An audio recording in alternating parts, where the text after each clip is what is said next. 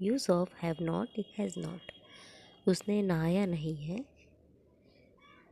She hasn't taken a bath. उसे शर्म नहीं आई।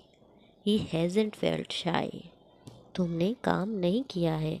You haven't work. राहुल ने नहीं खेला है। राहुल हैज़न्ट प्लेड। वे हारे नहीं हैं। They haven't lost. मैं इसे नहीं लाया हूँ। I haven't brought it. हम नहीं पहुँचे हैं। We haven't reached. यहाँ पे कोई काम नहीं हुआ है, इसलिए हमने यहाँ पर हैव नॉट और हैज़ नॉट का यूज़ किया है। हैव नॉट का शॉर्ट फॉर्म है हैवेंट और हैज़ नॉट का शॉर्ट फॉर्म है हैज़ेंट।